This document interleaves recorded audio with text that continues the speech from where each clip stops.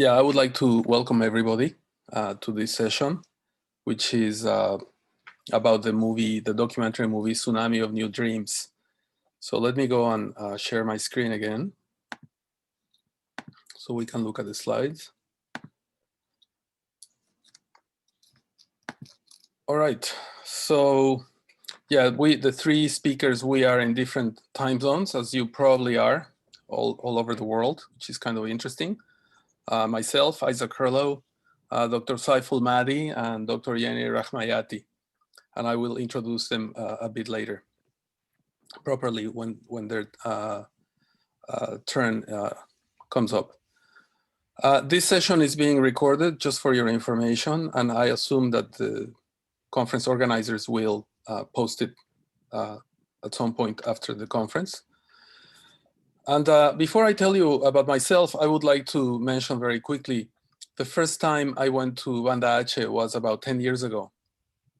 I was part of a scientific expedition recording the work that the scientists were doing there. And that's really the first time that I learned about the scope of the tsunami and that I learned about the story that the movie is all about. It took us several years to finish the movie for different reasons, but we are just mastering the movie as we speak. And I never understood why there was no movie on this topic. And that's really why we decided to make one. So basically, as you probably know, in 2004, there was a truly catastrophic and unexpected disaster. And I know this is very hard to say, very easy to say, but it's very difficult to understand the scope of how catastrophic and how unexpected this was. And my goal in making this movie was to create an emotional connection with the survivors so that the audience could empathize with their experience and their emotions. I didn't want to make just a news movie. There's a lot of news clips and destruction clips on YouTube, and we were not trying to do that. Oh, and the biggest challenge I should mention was the fact that we wanted to make a movie that would make sense to both the people who had experienced the tsunami firsthand and an international audience who might not be familiar with the tsunami or Banda Aceh. So obviously the interviews were the crucial component of the movie, and setting those interviews, finding the people, conducting the interview, creating the atmosphere for them to feel comfortable to share their experience, which was very, very difficult. That took a lot of energy. We did our best to get a wide sample, a cross section of people of different ages, who had different types of experience, who lived in different parts of the city. And then it took us literally several years to transcribe, translate, and subtitle those interviews before we could even start working on them. This map gives you a quick overview of the areas in the city where some of the interviewees were at the time of the tsunami. And we don't have really a lot of time right now to get into the details, but it clearly shows that they were, it's a good sample of different parts of the city that experienced different stories. As a filmmaker, I want to emphasize the first step in making a movie is researching. I mean, you have to research the scientific part, you have to research the preparedness part, you have to research the cultural issues, particularly because I'm from a different part of the world, so there was a lot of learning for me to do, but it was fascinating. And based on that initial research and those initial contacts, we started to craft an idea, and little by little realized that in addition to whatever interviews we could find, we would have to rely on extensive archive footage. And that was a huge effort to look for it, to find it, to get it, and to improve it and to integrate it in the movie. I can't overemphasize how much work that was. We decided to introduced drawings and animations to complement the live action footage that was available. And I have to say that that live action footage was very limited. So animations and maps and drawings were important. In terms of structure, we ended up structuring the movie in a fairly traditional way, with pretty much the sections of a traditional classical storytelling, where there's an introduction, there's a build-up to the crisis, and there's 1 or 2 or 3 climaxes, and then there's a resolution and there's some final thoughts.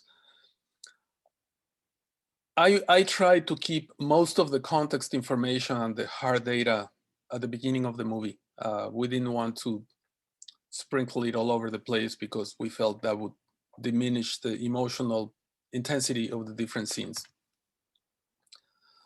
We showed it in several trips. We worked with local crews. We brought our own crews from Singapore. At the time I was working at during shooting, I was working at the Earth Observatory of Singapore.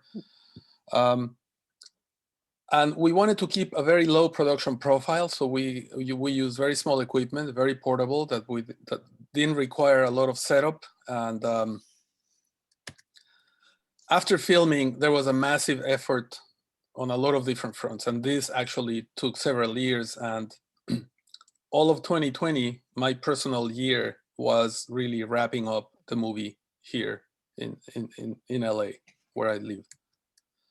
All right, so I'd like to show you 2 movie clips, 2 minutes from the introduction.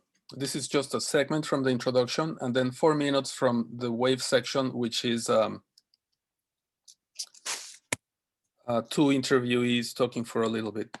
It's about a total of 6 minutes.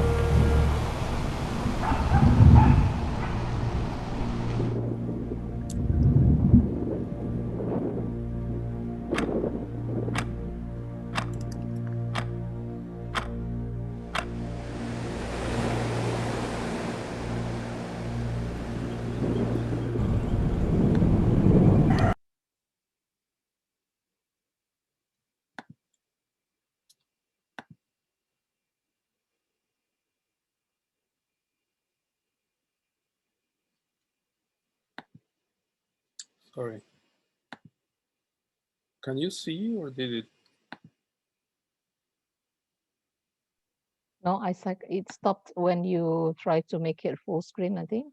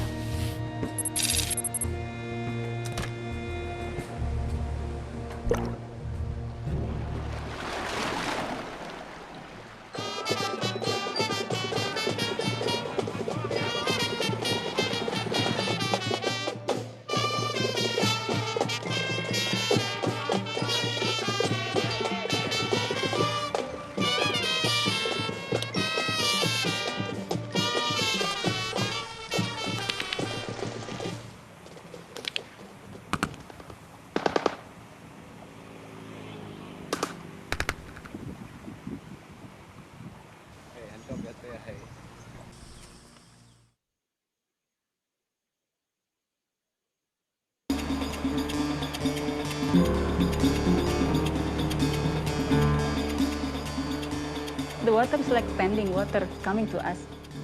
like standing water coming to us,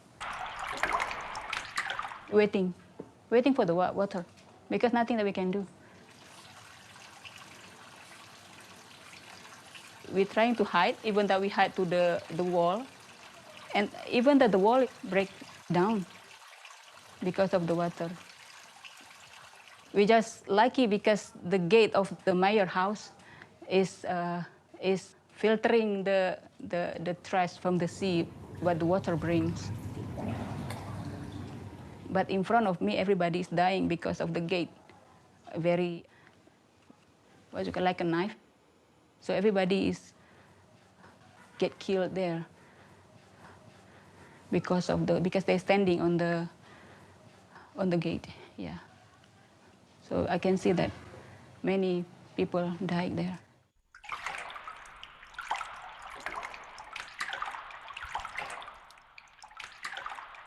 After the water coming, and even that we are in the water, is about 5 minutes, not very long, because we just hopeless at that time. We just praying. I just praying in my heart that God, this maybe my time. Hopeless. I cannot think, but everybody in my mind is just like very white, very quiet. I just praying in my heart.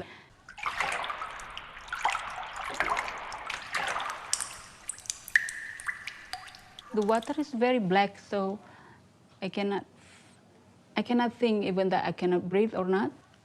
I can see that I'm very close with my husband. We climb the tree, but that's very hard. I cannot climb. Then my husband trying to push me to get hike in the tree. Also my mother, we're trying to get my mother first, and then me, and then we are survive in the trees after the water is getting down.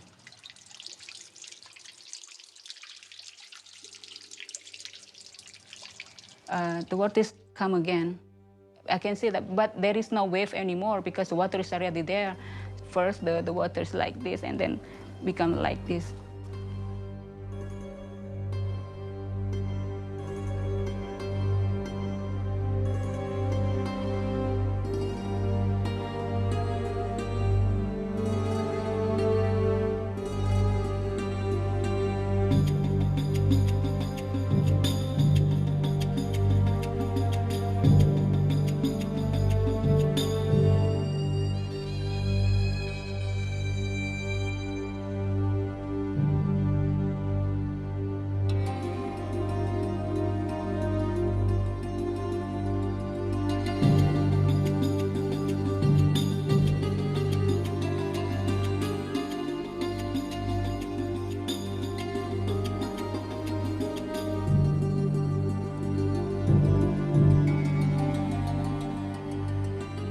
Macam ngancurin kayak gitu aja, macam kayak palu ngancurin rumah, bam, semua satu rata gitu semua. Kalau saya ngelihatnya dari atas itu, pertama datang yang ombak pertama, bam, untuk hancurin yang pertama. Habis itu kirain kan ke surut, ketarik lagi. Habis itu tiba-tiba datang lagi, bam, datang lagi. Habis itu ntar datang lagi. Saya mikirnya itu hampir 3 kalian gitu. Yang saya lihat ombaknya datang gitu.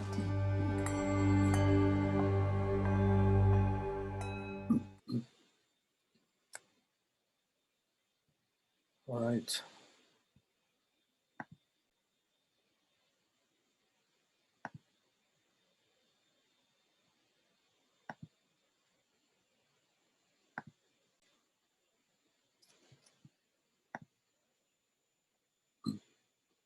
So, as you can see, the testimonies of the people who participated in the movie are crucial to the movie itself.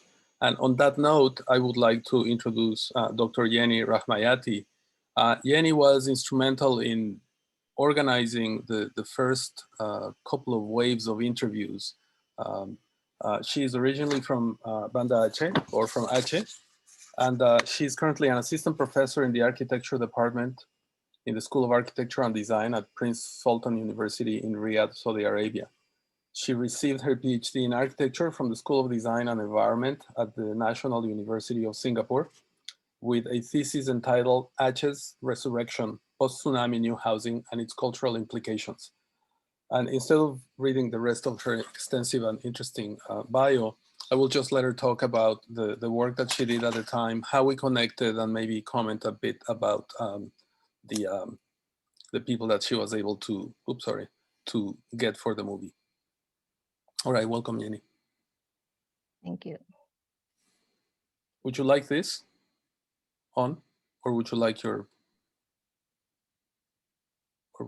face? Yeah. Oh, no, the first, you, okay. Yeah. Okay. So here I want to share my experience involving the movie, especially when how we get the respondent to be interviewed, to be involved in this movie. So actually the selection of the respondent based on personal network, because the movie started at the same time when I carried out my research project, my PhD project on post-tsunami housing reconstructions between 2010 and 2011. So we try to reach a variety of age, occupations, gender, educational background, cultural background, and also the variety of the role in the community. Like leadership or religious leader and something like that. And we also try to mix the stories from the survival stories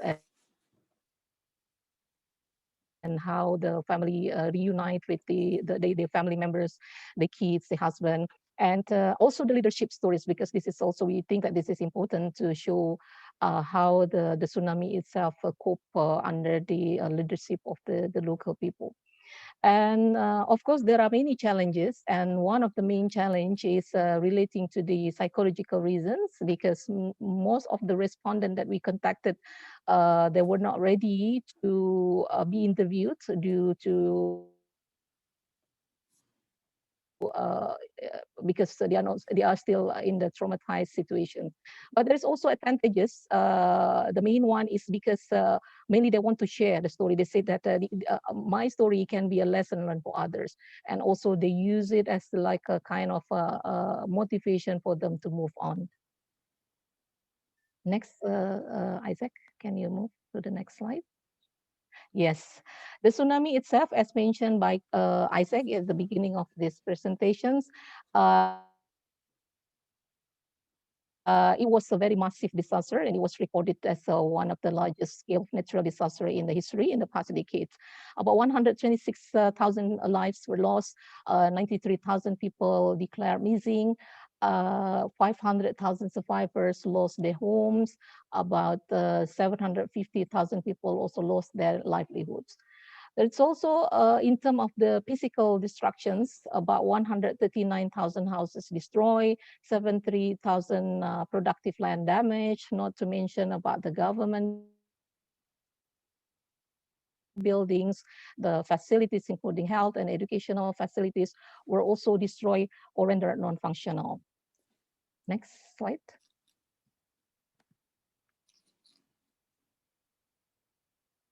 Okay. So these are some of the respondents that we collected, and most of them are coming from the main, the most devastated areas along the coastline of Banda Aceh and part of Aceh Besar. So as I said before, the respondent is also has a connection with the post-tsunami housing reconstruction project. So I collected also some opinion from the survivor about their new house. Next, please. Yeah. I presented here 3 opinions from the respondent saying about the new house, about the donated house. One of them is from Azima. She's a housewife from Thai. And she said in the old times, we cook using firewood. Now the donor has given us a clean kitchen with a gas burner that looks better indeed. But although our old-time kitchen was dirty and full of black dust and stain from firewood, our food tasted better then. Next, please. The next opinion comes from one of the retired men from Banda Aceh, M. Yusuf. She said that the former house was better, but we should be thankful for the house given to us. If they wouldn't help us, maybe at this time we wouldn't have had a house in the first place. Next. Next slide, please. Okay, the last statement comes from Akmal, 51, also the tsunami survivor. He said that the standard house for an H&H family should have 3 bedrooms at least, 1 for the parents, 1 for the girls, and 1 for the boys. It is impossible that one and the same bedroom is jointly used by boys and girls. Yeah. All right. Thank you, Jenny.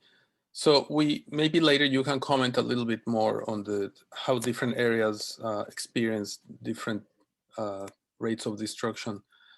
Now I would like to show a segment from the conflict. It's a portion of the movie that's quite important from the story point of view, and I'm just gonna play it for you. If you a second. Oops, sorry.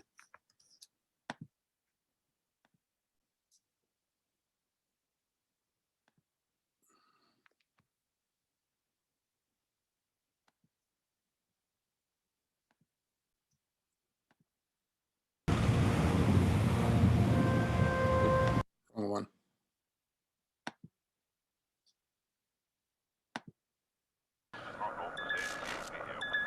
Ketika itu saya juga tidak tahu tentang luasnya tsunami itu di mana sampai di mana. Ketika hari ketiga saya baru tahu kalau tsunami itu ternyata ada di Melabo, ada di Banda Aceh, ada di kawasan lain ya, termasuk di Malaysia dan juga di Thailand sebagian ya. Jadi ketika itu kami menganggap yang bahwa lokasi kejadian itu di kawasan kami saja. Ternyata luas. Dan langsung ketika itu saya langsung mengambil sikap melakukan perjalanan untuk ke perbatasan lewat bukit ini untuk kita menuju ke kota Banda Aceh. Baru nampak di sana kalau itu ada tsunami. Ternyata betul. Kenapa saya lakukan itu? Karena asal dari saya ini daripada Banda Aceh, Meraksa. Setelah tsunami, mungkin kami agak tinggi, bisa terselamatkan. Kemudian mereka di bawah, rata-rata mereka di bawah pantai, dekat pantai. Itu semua mereka di bawah air. Bahkan banyak sekali mereka yang meninggal dunia akibat tsunami. Ketika kami melakukan penyisiran, seperti di Kecamatan Pekanbadak dan juga di Kecamatan Loknga, selain daripada mayat-mayat itu dari masyarakat sipil, itu kebanyakan daripada militer.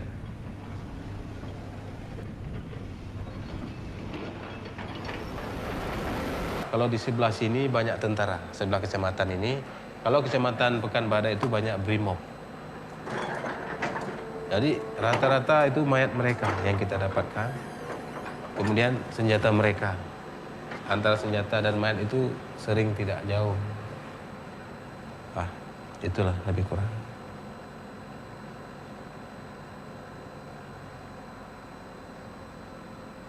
Kemudian setelah itu setelah saya jumpa sama Martin Adler, ya, ketika berita tentang keadaan di Aceh, bagaimana tentang gerakan GAM di Aceh itu masih eksis, sehingga Jakarta geram Jakarta kemudian mengirim pasukan khusus untuk menggempur saya dan kawan-kawan.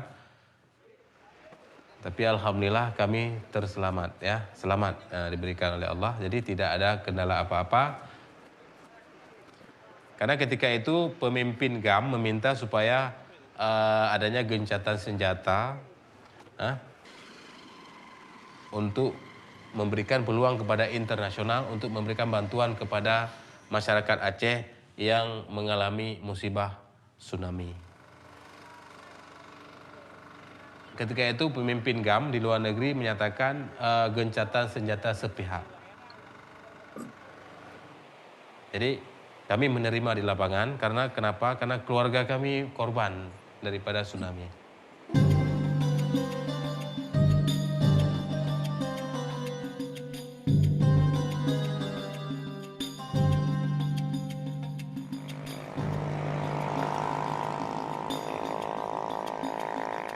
Sebab ada perdamaian di Aceh ini semata-mata memang karena tsunami.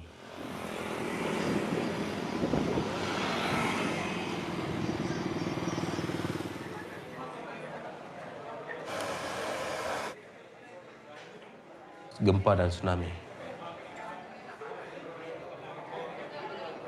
Itu yang penyebab awal. Sehingga terjadilah perdamaian di Aceh.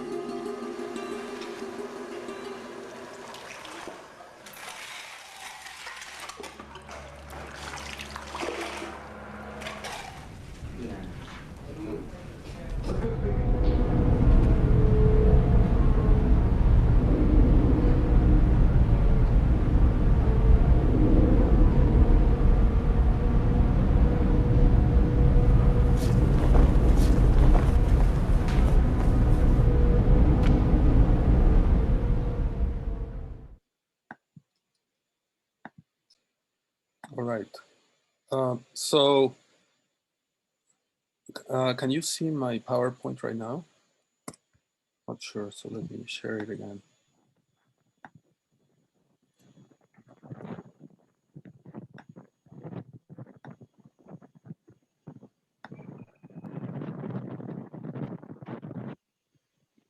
So there was a conflict, there was a civil war when the tsunami happened, and that obviously made things much more complicated. And at this point, I would like to introduce Dr. Saiful Mahdi, who's a senior researcher and professor at ICAIOS, the International Center for Aceh and Indian Ocean Studies in Banda Aceh at Shakuala University. Dr. Mahdi is a statistician by training, and he has been a pro-democracy scholar activist since his university student days in Indonesia. Born and raised in Aceh, Dr. Mahdi lived through the 30-year conflict between the Free Aceh movement, GAM, and the Indonesian government. You can read the rest of his incredible bio in the program, and I would like to introduce Saiful. Saiful? Thank you, Isaac. Yes, thank you, everyone. Well, like Isaac said, when the tsunami hit, Aceh was actually still off from the rest of the world, and that has been the Jakarta Indonesian government policy for a long time, especially during the 10 years of the 30 protracted years of conflict that has caused so much pain and destruction. Cause of the conflict estimates varies from different sources, but some sources has estimated more than 50,000 to 35,000 deaths. Definitely, a lot of school has been burned, and this was easily proved because of the school of the already burned. And of course, a lot of socio and cultural effect of the conflict as well. Unemployment is staggering, poverty was very high, especially the education sector in Aceh was very much damaged because of the conflict as well. Next, please.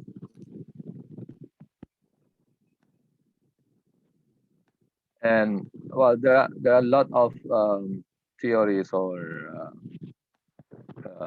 stories behind the conflict. The newest one would be because of the mostly because of socio-economic injustice. But of course, many other reasons claimed by different groups, including the history of Aceh that used by the Free Aceh movement to show that Aceh was an independent and glorious sultanate for such a long time and was annexed by Indonesia because of the post-colonial way of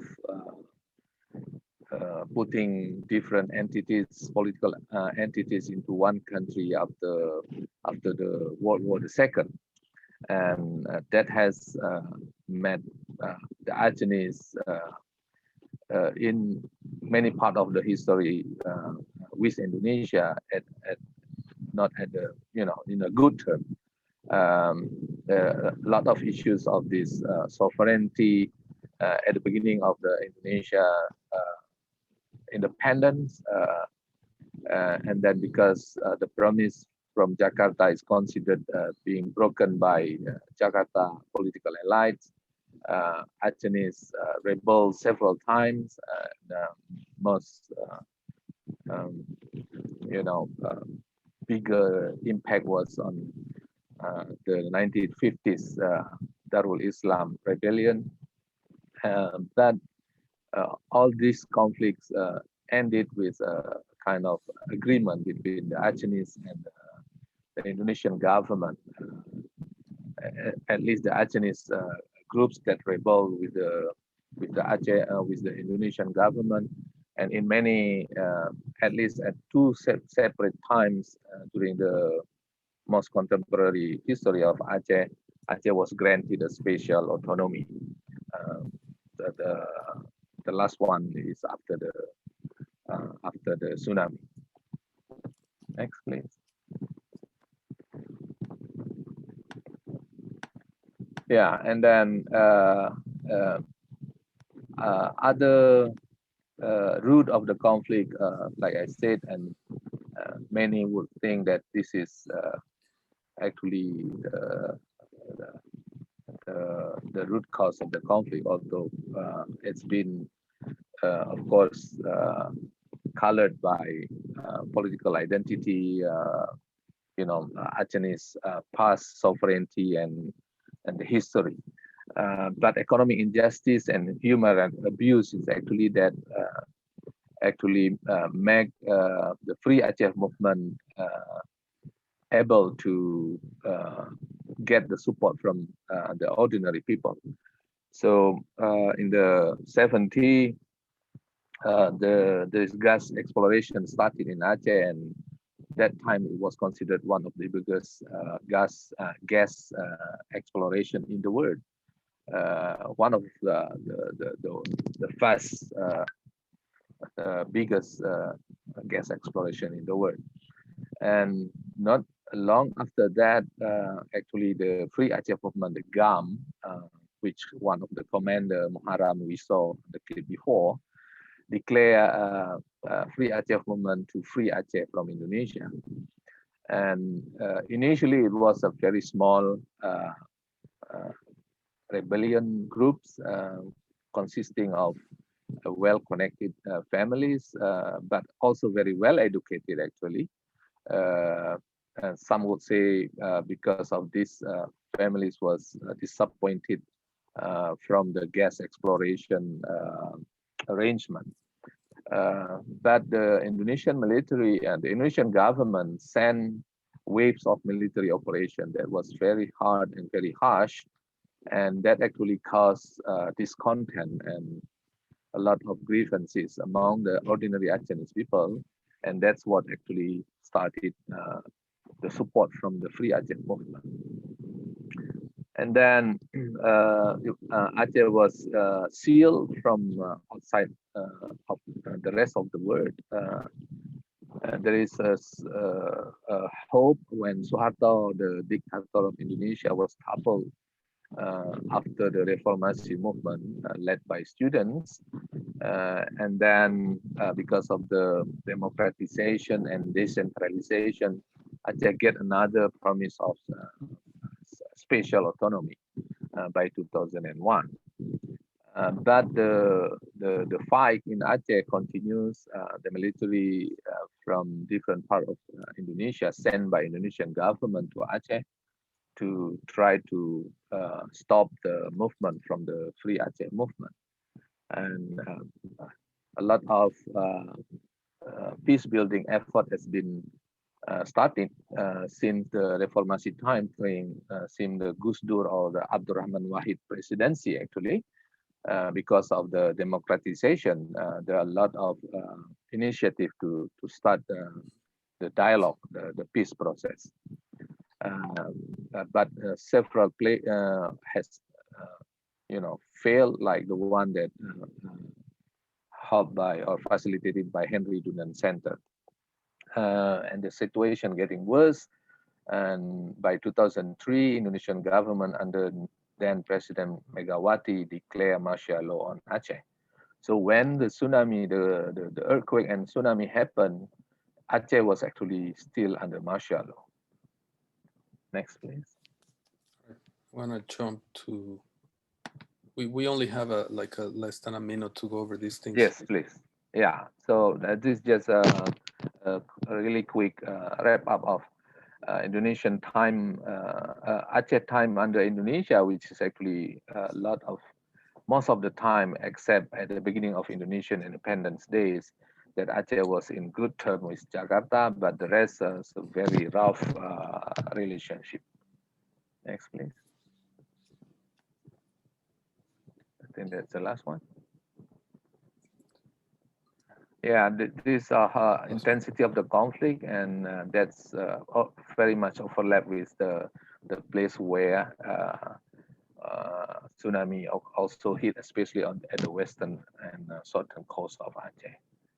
Yeah, and last one, I think. And while Muharram said it's only tsunami that's bringing peace in Aceh, but I think that statement also understate a lot of efforts actually before tsunami that has been started by civil society organization, by different government agencies, international players and friends, try to facilitate and make a peace building effort in Aceh.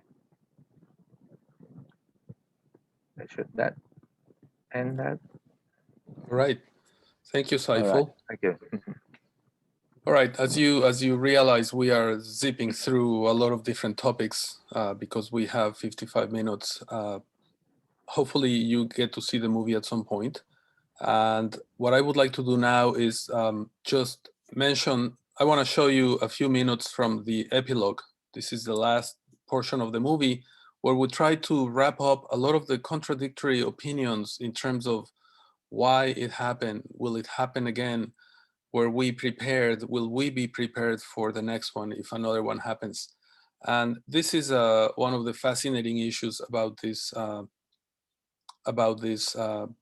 disaster, if you will, that what happened, but what's going to happen next? So this section of the movie, we're only showing you a segment, tries to deal with that.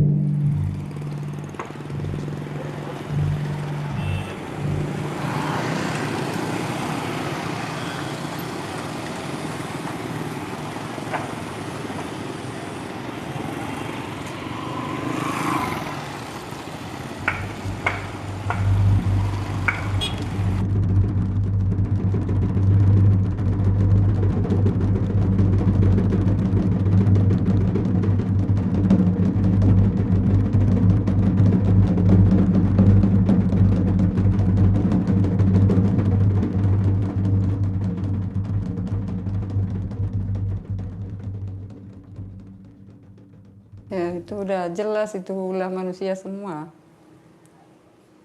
Ulah manusia semua tuh. Makanya terjadi ini. Ini kan bala, suatu bala dikasih Allah, suatu peringatan di Banda Aceh ini.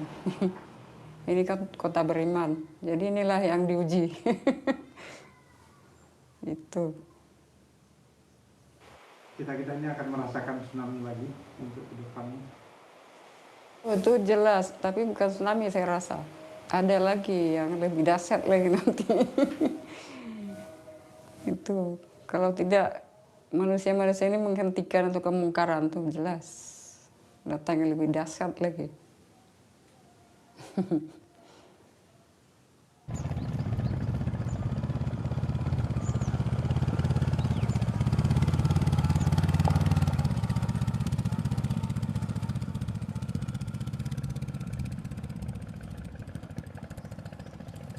Kalau kita analisis kenapa terjadinya tsunami, mungkin banyak pendapat.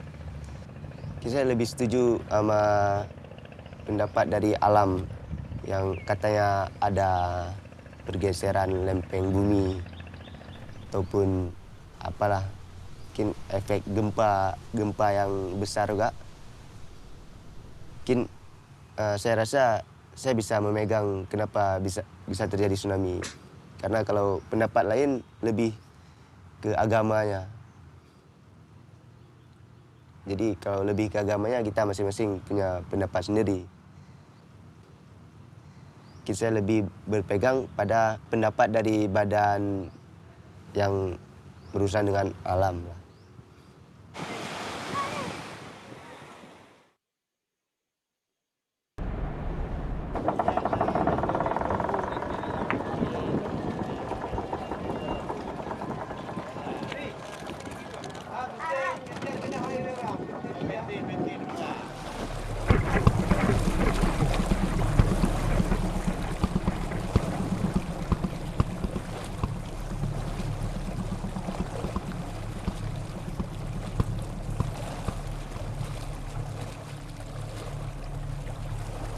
Jadi sebenarnya kalau kita punya informasi tentang tsunami, saya pikir kita selamat semua.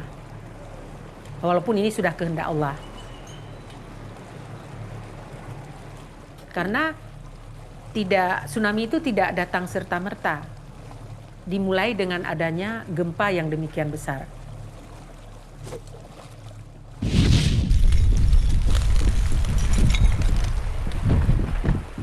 Kita bisa terbebas dari tsunami karena tenggang waktu antara gempa pertama dengan tsunami itu cukup jarak. Cukup memberikan kesempatan kepada kita untuk menyelamatkan diri.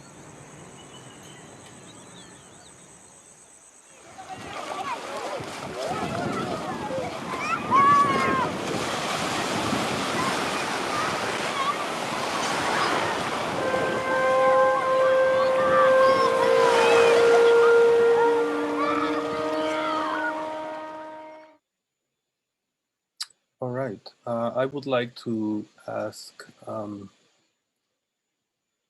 Yeni if you could please comment on issues of faith and religion and recovery, please. Yeah.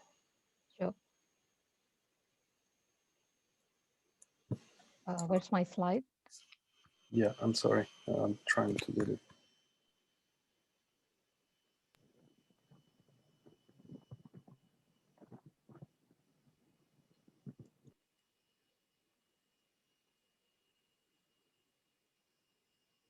Okay. Yes. Okay. Based on the research that we did, we found that most survivors decided to return to their villages after the disaster and started a new life again. There are two main reasons behind these decisions. First is due to the sense of connection to the village. And the second is they did not have any other options as they only possess the land in the village. Even they refused the relocation program because due to the sense of belonging to the land. And some of them confessed that they were still traumatized and afraid of the possible disasters in the future. Next, please.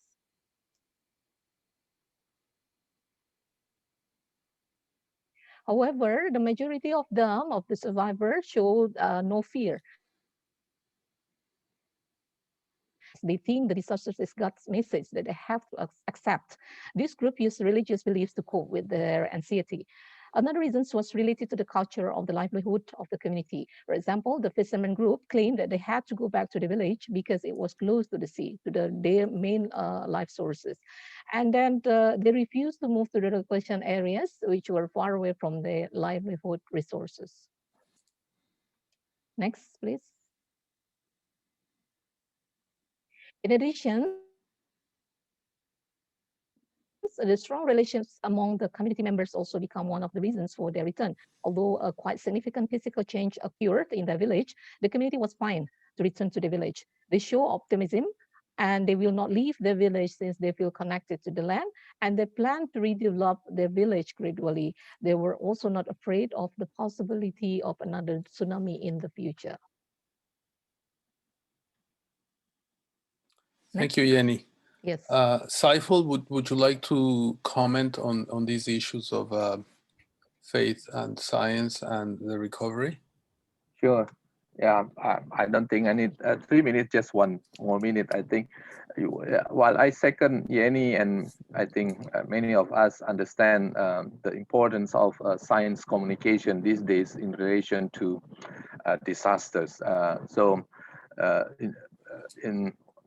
When we are talking about the faith, the Acehnese mostly, of course, we can see, and there have been several studies comparing the aftermath of the catastrophe, that the Acehnese seems to be more resilient, and although there will cause some traumatic experience and some trauma among the people, but some studies have shown that it's not as much as as the aftermath of the catastrophe to the people's psychological state is not as catastrophic as people would have thought. And I think based on other study that been done by ICAIOS, that's also very true.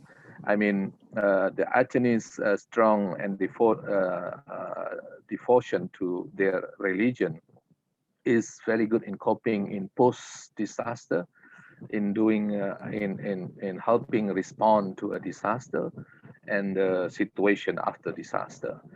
But we need to work more on the science communication, especially through the religious communities and to the religious Acehnese, for example, in terms of preparedness, in terms of mitigation. So, because I think one of our resource person in the film showed that we can actually escape from the fatalities, because the tsunami usually happen with some signals. It's a big earthquake, and that's already proven by the science. So yeah, really about this science communication, especially through faith-based communities.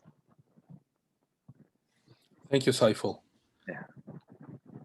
All right, I just want to show one last slide here before we open to Q&A.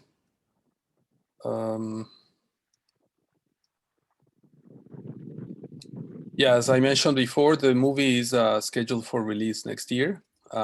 As of now, you can find more information on the movie at this link, which is listed in my bio at the UR 2020 conference website.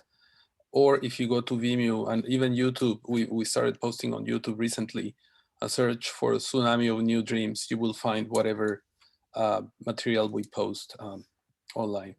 So at this point, I would like to open it to Q&A. So if anybody has any question or comment, we'd be happy to hear from you.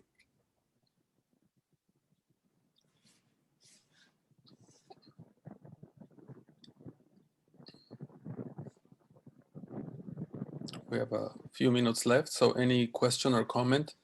You have two experts on the topic here, Saiful and Yeni, who I don't know if I mentioned it, but both Saiful and Yeni are associate producers for this movie.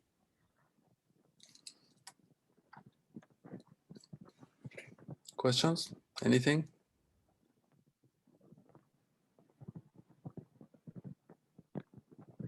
Is there anything you'd like to mention, Jenny, that you haven't covered in your presentation?